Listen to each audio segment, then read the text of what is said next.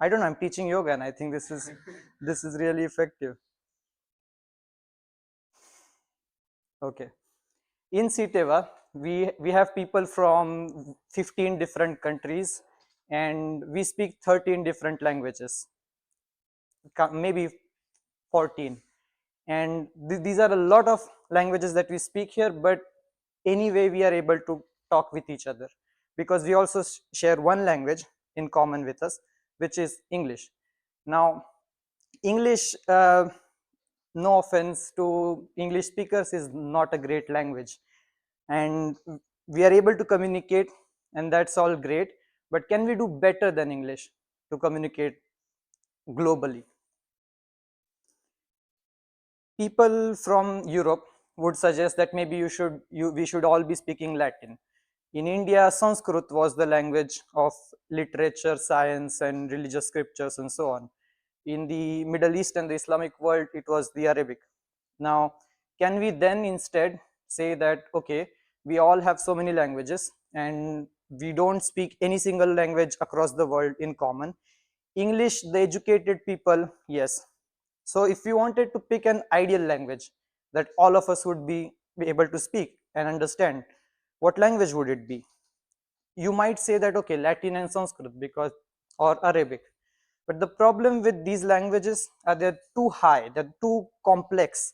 You need a lot of study to speak them, to write in them, and you cannot make mistakes. Especially in Sanskrit, it's very particular about how you make it, how you write in it.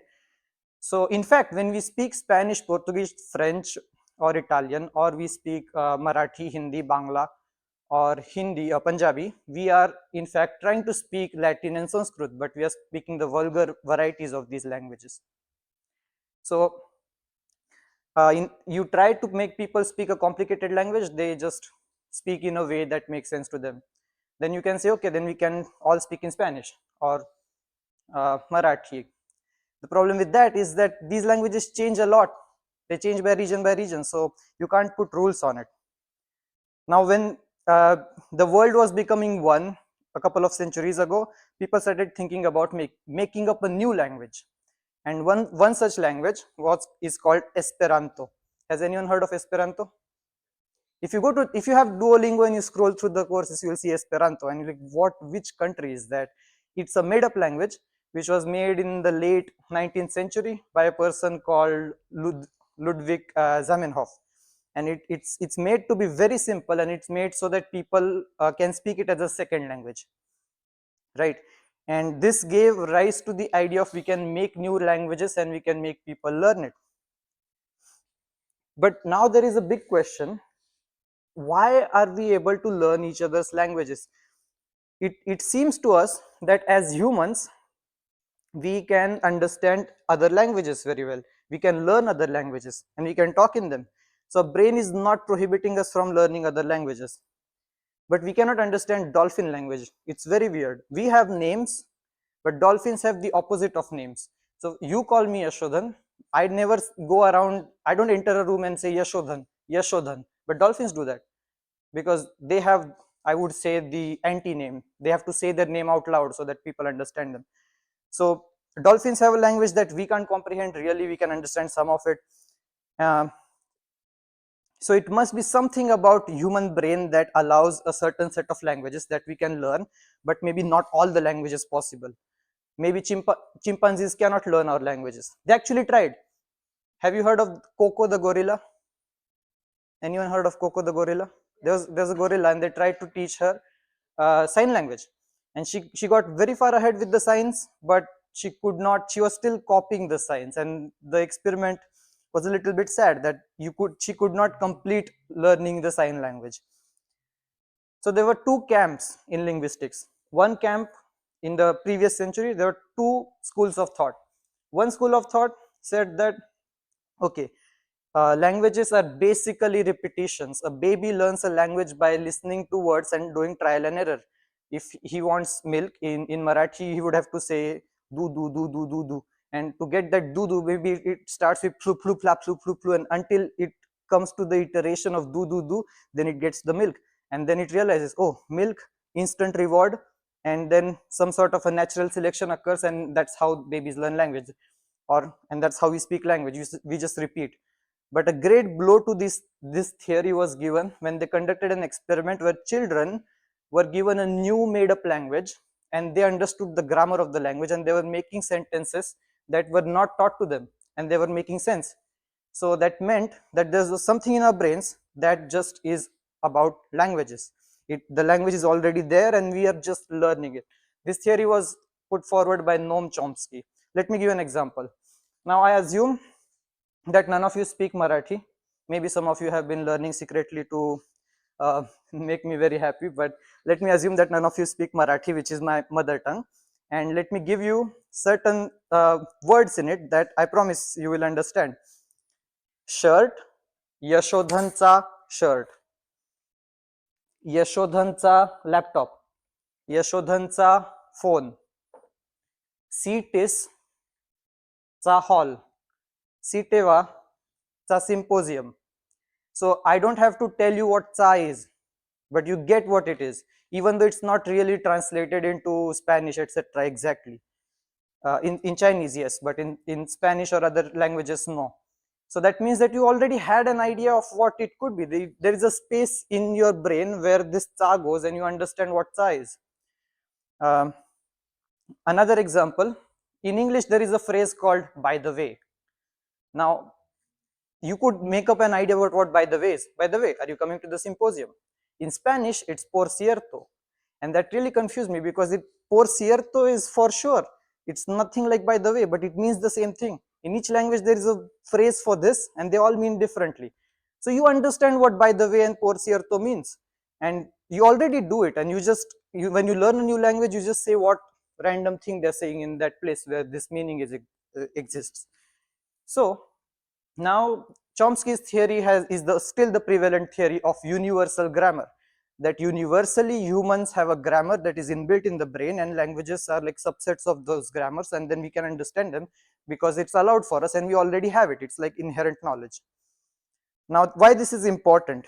Because now we want to create a language which can be spoken across the universe, maybe not by every sort of alien species, maybe a species that is similar to us in some way. I mean, of course, we can't teach sign language to gorillas, so we have to be very optimistic that across the cosmos, there would be someone with whom we can share some sort of a basis. Now, if we want to create a language, a universal language, what sort of basis would you assume? What would you assume that you must have in common with the other species of aliens? Any guesses? Vision? Okay. Mountain? No? The count. Okay, yes, to count. Any more? Yeah. Idea of self. That's a nice one. Math, exactly. Math, physics, I mean, they might at least see what planet or whatever they are, and they're seeing the same things. So now the research that I'm going to discuss was done by a mathematician. His name was Hans Freudenthal in Netherlands. And his idea was that let us assume, well, he actually writes 40 pages about it, not assuming, but rather making his case that math is universal, counting, numbers. This has been in discussion since 2500 years. Plato, and it's been in discussion for a very long time. What is a square? You don't see a perfect square anywhere. You can try to make a square. Now, what is a square? Maybe the square exists in some ideal world. Then we assume that, okay, no, maybe they also would come up with squares, they would also come up with numbers, they would also come up with math and physics and timing and duration and so on. So he created a language where the language starts out by sending a dictionary into space.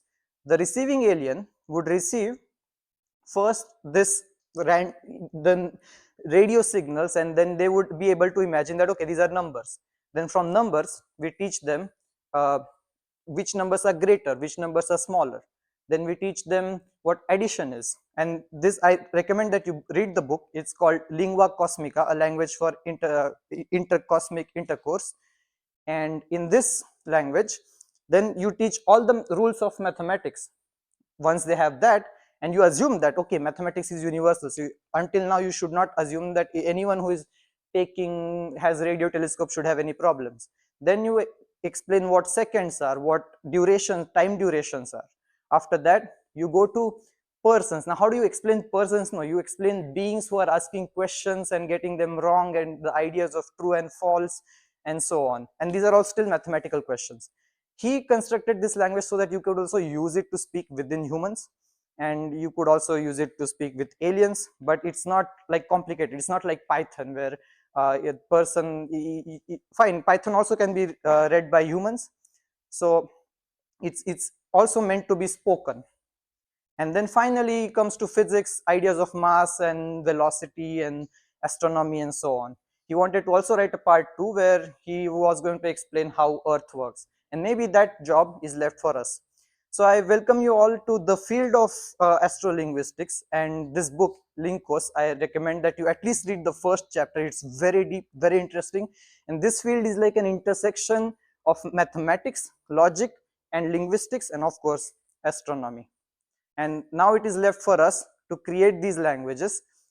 If nothing works out, if we never find an intelligent species out there, we can at least write text in it and then bury it, so that 50,000 years later, if humans have survived in some form, they can dig it up and they can understand and we can talk to them. Thank you.